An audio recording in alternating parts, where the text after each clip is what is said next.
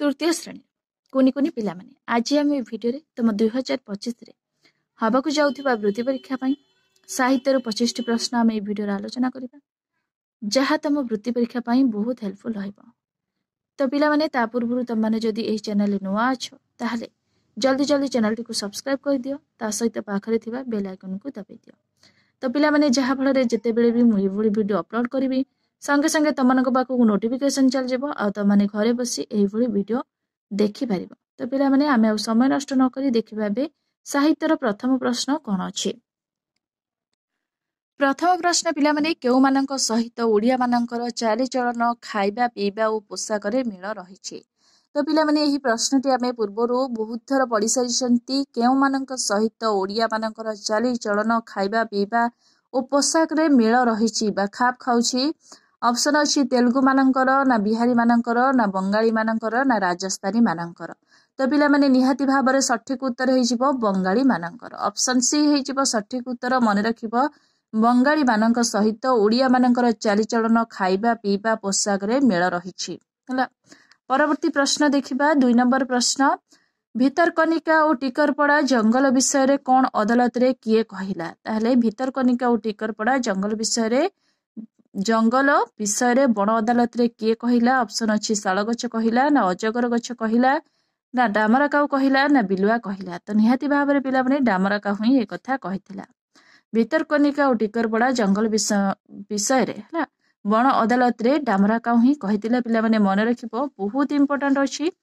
परवर्ती प्रश्न देखिबा इंग्रेज मानक विरुद्ध रे लढेई पई बक्सी जगबंधु केउ नुआ अस्त्र कथा कहिथिले। तो पिला माने आमे पढिथिले ऑप्शन अछि तोप बंधुक असहयोग गोला बारूद। ताहले सठिक उत्तर हे जो पिला माने असहयोग मन रखिबो इंग्रेज मानक विरुद्ध रे लढेई पई बक्सी जगबंधु असहयोग अस्त्र कथा कहिले।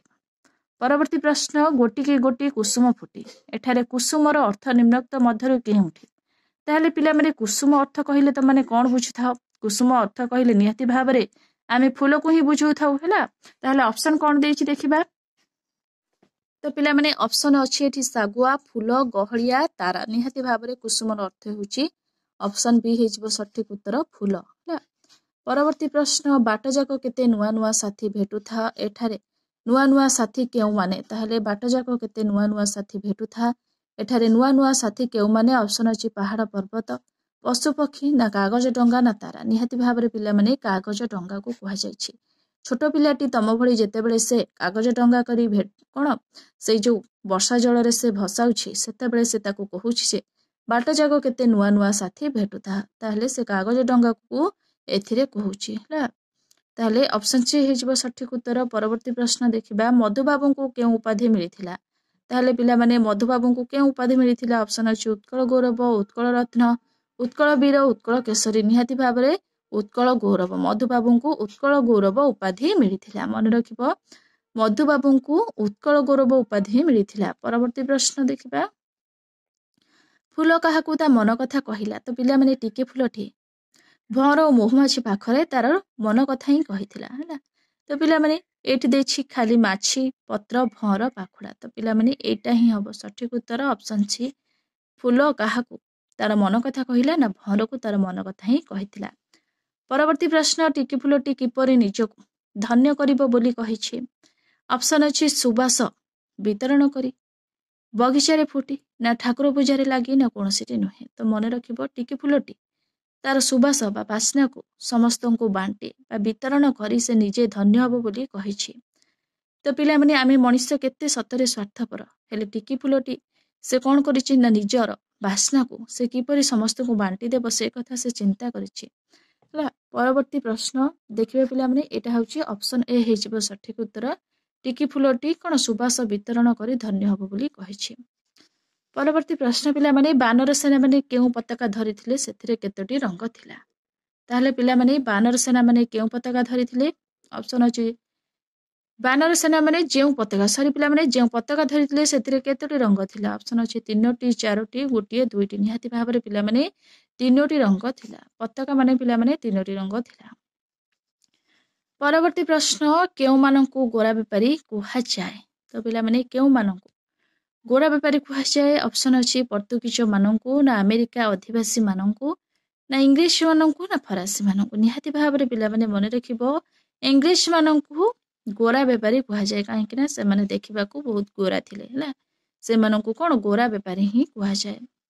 ପରବର୍ତ୍ତୀ ପ୍ରଶ୍ନ, ବଣିକ କୁନାକୁ କେଉଁଠି ରହିବାକୁ ମନା କଲା? ତାହେଲେ ତମାନେ ନିହାତି ଭାବରେ ଜାଣିଛ ପିଲାମାନେ, ସୁନା ପଞ୍ଜୁରୀରେ ରହିବା ପାଇଁ ବଣି କୁନାକୁ ମନା କରିଥିଲା। ଅପସନ ଅଛି ପଞ୍ଜୁରୀରେ, ଘରେ, ଗଛରେ, ନୀଳରେ।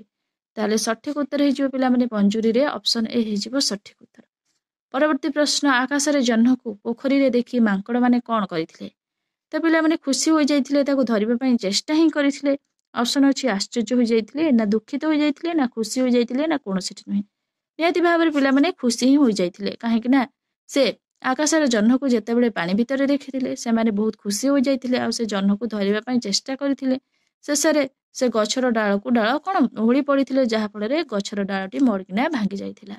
ତ ପରବର୍ତ୍ତୀ ପ୍ରଶ୍ନ ଦେଖିବା।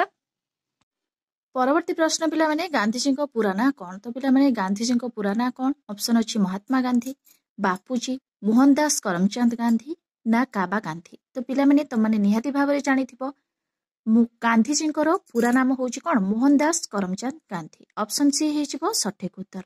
ତ ପିଲାମାନେ ଯଦି ପରୀକ୍ଷାରେ ପ୍ରଶ୍ନ ଆସେ ଯେ ଗାନ୍ଧିଜୀଙ୍କର ଅନ୍ୟ ନାମ କଣ ବା ଆଉ କେଉଁ ନାମରେ ତାଙ୍କୁ ଡକାଯାଏ, ତାହେଲେ ତାର ଉତ୍ତର ଲେଖିବ କଣ? ବାପୁଜୀ ହେଲା। ତାହେଲେ ଗାନ୍ଧିଜୀଙ୍କ ପୁରା ନାମ କହିଲେ ମୋହନ ଦାସ କରମଚାନ୍ଦ ଗାନ୍ଧୀକୁ ହିଁ ତମାନେ ବୁଝିବ ହେଲା। ତ ପରବର୍ତ୍ତୀ ପ୍ରଶ୍ନ ଦେଖିବା। ସେ ଅସ୍ତ୍ର ହେଉଛି ଅସହଯୋଗ ଏକଥା କିଏ କହିଛନ୍ତି? ତ ପିଲାମାନେ ସେ ଅସ୍ତ୍ର ହେଉଛି ଅସହଯୋଗ ଏକଥା କିଏ କହିଛନ୍ତି? ଅପସନ ଅଛି ବକ୍ସି ଜଗବନ୍ଧୁ କହିଛନ୍ତି, ନା କରୁଣାକର କହିଛନ୍ତି, ନା ଦଳବେହେରା କହିଛନ୍ତି, ନା ଛୁଆଳ ସିଂହ କହିଛନ୍ତି। ନିହାତି ଭାବରେ এই କଥା ବକ୍ସି ଜଗବନ୍ଧୁ ହିଁ କହିଛନ୍ତି। ଆମେ ପଢିଥିଲେ ପୂର୍ବ କ୍ଲାସରେ, ସେ ଅସ୍ତ୍ର ହେଉଛି ଅସହଯୋଗ ଏକଥା ବକ୍ସି ଜଗବନ୍ଧୁ ହିଁ କହିଛନ୍ତି। ଅପସନ ଏ ହେଇଯିବ ସଠିକ ଉତ୍ତର।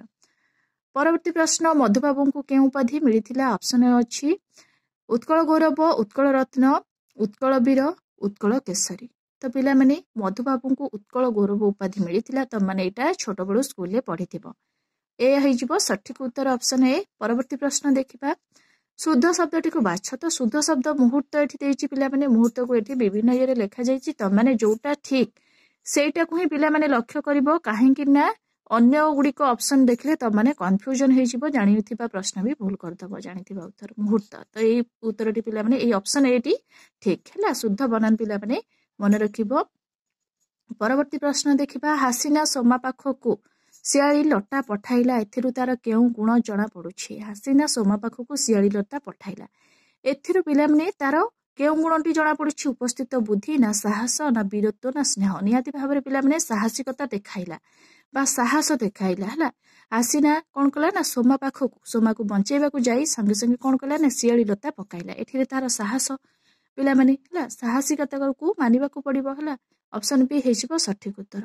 ପରବର୍ତ୍ତୀ ପ୍ରଶ୍ନ, କରିମ ନିଜ ଘରେ କେଉଁ ଜୀବ ପାଳିଥିଲା? ତ ପିଲାମାନେ କରିମ ନିଜ ଘରେ କେଉଁ ଜୀବ ପାଳିଥିଲା? ଅପସନ ଅଛି ବତକ, ନା ବିଲେଇ, ନା କୁକୁଡ଼ା, ନା କୁକୁର। ନିହାତି ଭାବରେ ପିଲାମାନେ କୁକୁଡ଼ା ହିଁ ପାଳିଥିଲା। ମନେ ରଖିବ, କରିମ ନିଜ ଘରେ କୁକୁଡ଼ା ହିଁ ପାଳିଥିଲା। ପରବର୍ତ୍ତୀ ପ୍ରଶ୍ନ ପିଲାମାନେ ଦେଖିବା ଏଠି। ପରବର୍ତ୍ତୀ ପ୍ରଶ୍ନ ଅଛି, କେଉଁ ଯନ୍ତ୍ରଟି ପଠାଣି ସାମନ୍ତ ଉଦ୍ଭାବନ କରିନଥିଲେ? କେଉଁ ଯନ୍ତ୍ରଟି ପଠାଣି ସାମନ୍ତ ଉଦ୍ଭାବନ କରିନଥିଲେ? ଅପସନ ଅଛି ଶଙ୍କୁ, ଖଗୋଲ, ଅଣୁବୀକ୍ଷଣ ଯନ୍ତ୍ର, ଉଲମ୍ବୀ ଚକ୍ର। ତ ପିଲାମାନେ ଆମେ ପଢିଥିଲେ ଯେ ପଠାଣି ସାମନ୍ତ କଣ ନା ଶଙ୍କୁ, ଖଗୋଲ, ଉଲମ୍ବୀ ଚକ୍ର ଏସବୁ ଉଦ୍ଭାବନ କରିଥିଲେ। ତାହେଲେ ଅଣୁବୀକ୍ଷଣ ଯନ୍ତ୍ରଟି ଉଦ୍ଭାବନ କରିନଥିଲେ। ଅପସନ ସି ହେଇଯିବ ସଠିକ ଉତ୍ତର। ପରବର୍ତ୍ତୀ ପ୍ରଶ୍ନ, ଓଡ଼ିଶାର ପ୍ରଥମ ଜ୍ୟୋତିର୍ବିଜ୍ଞାନୀ କିଏ? ତ ପିଲାମାନେ ଓଡ଼ିଶାର ପ୍ରଥମ ଜ୍ୟୋତିର୍ବିଜ୍ଞାନୀ କିଏ? ଅପସନ ଅଛି ମଧୁବାବୁ, ଗୋପବନ୍ଧୁ, ପଠାଣି ସାମନ୍ତ, ପ୍ରାଣକୃଷ୍ଣ ପରିଜା। ନିହାତି ଭାବରେ ପିଲାମାନେ ପଠାଣି ସାମନ୍ତ ହେଇଯିବ ସଠିକ ଉତ୍ତର। ଓଡ଼ିଶାର ପ୍ରଥମ ଜ୍ୟୋତିର୍ବିଜ୍ଞାନୀ ହେଉଛନ୍ତି ପଠାଣି ସାମନ୍ତ। ପରବର୍ତ୍ତୀ ପ୍ରଶ୍ନ, କେଉଁ ଋତୁରେ ବେଶୀ ପୁନେଇ ପର୍ବ ପାଳନ୍ତି? ନିହାତି ଭାବରେ ପିଲାମାନେ ବର୍ଷା ଦିନରେ ହିଁ ସବୁ ପ୍ରକାର ପୁନେଇ ପର୍ବ ଅଧିକା ଆମେ ପାଳିଥାଉ। ଅପସନ ଅଛି ଗ୍ରୀଷ୍ମ ଋତୁରେ, ବସନ୍ତ ଋତୁରେ, ଶୀତ ଋତୁରେ, ବର୍ଷା ଋତୁରେ। ତ ସଠିକ ଉତ୍ତର ହେଇଯିବ ପିଲାମାନେ ବର୍ଷା ଋତୁରେ। ମନେ ରଖିବ, ବର୍ଷା ଋତୁରେ ଆମେ ପୁନେଇ ପର୍ବ ପାଳନ୍ତି। ପରବର୍ତ୍ତୀ ପ୍ରଶ୍ନ, ଦୁର୍ଭିକ୍ଷ ସମୟରେ କଣ ହୁଏ? ତ ପିଲାମାନେ ଦୁର୍ଭିକ୍ଷ ସମୟରେ ନିହାତି ଭାବରେ ଲୋକମାନେ ବହୁ ଅସୁବିଧାର ସମ୍ମୁଖୀନ ହୋଇଥାନ୍ତି। ନିହାତି ଭାବରେ ଲୋକମାନେ ଖାଇବାକୁ ପାଆନ୍ତି ନାହିଁ, ଏମିତିକି ଭିକ ଦେବାକୁ ବି ଲୋକମାନଙ୍କ ପାଖରେ ଶକ୍ତି ନଥାଏ। ଅପସନ ଅଛି କେହି ଭିକ ନିଅନ୍ତି ନାହିଁ, ନା ଭିକ ଦେବାକୁ ଲୋକଙ୍କର ଶକ୍ତି ନଥାଏ, ନା ଭିକ ନେବାକୁ ଲୋକଙ୍କର ଇଚ୍ଛା ନଥାଏ, ନା କେହି ଭିକ ମାଗନ୍ତି ନାହିଁ। ତ ସଠିକ ଉତ୍ତର ହେଇଯିବ ଭିକ ଦେବାକୁ ଲୋକଙ୍କର ଶକ୍ତି ନଥାଏ ହେଲା। ଅପସନ ବି ହେଇଯିବ ସଠିକ ଉତ୍ତର। ତ ପୂର୍ବରୁ ମଧ୍ୟ ଏହି ପ୍ରଶ୍ନଟିକୁ ଆମେ ପଢିଛନ୍ତି। दुर्भिक्ष समय भिक देवाक लोकंकर शक्ति न थाए। परवर्ती प्रश्न, विद्यासागर पिलाटी को केते टंका देले? तो पिला माने विद्यासागर पिलाटी को केते टंका देले? ऑप्शन अछि 1 टंका, 2 टंका, 3 टंका, 4 टंका। निहाती भाव पिला माने विद्यासागर पिलाटी को 1 टंका ही देथिले। परवर्ती प्रश्न, पिला माने 1200 बढ़ईर दाय ना पुअर दाय किए कहिथिले कथा? पिला माने एही क्वेश्चन को आमे पूर्वरु बहुत थर पढिचंती, बहुत थर आलोचना करिसंती। 1200 बढ़ईर दाय ना पुअर दाय कथा किए कहिथिले? ऑप्शन अछि धर्मा राजा, 1200 बढ़ई, विश्व महाराणा। निहाती भाव रे कथा 1200 बढ़ई कहिथिले। परवर्ती प्रश्न, कम वर्षा जोगु गहम व्यतीत आउ केउ फसल करिहेबो? एही प्रश्नटी को मध्य पूर्वरु पढिथिले। ऑप्शन अछि धान, मुग, सोरिष, बाजरा। निहाती भाव रे पिला माने बाजरा। कम वर्षा जोगु हला गहम व्यतीत बाजरा जा फसल मध्य करिहेबो। तो पिला माने साहित्य रो एबे आमे 25 प्रश्न ए वीडियो रे आलोचना करि सैछंती। मु आशा करूछि निहाती भाव रे तमनको ए वीडियो टी भल लागिथिबो। जद तमनको ए वीडियो टी भल लागिथिबो निहाती भाव रे लाइक करिवो, शेयर करिवो, सब्सक्राइब करिया को जम्मा भी भूलिबनी। Thank you.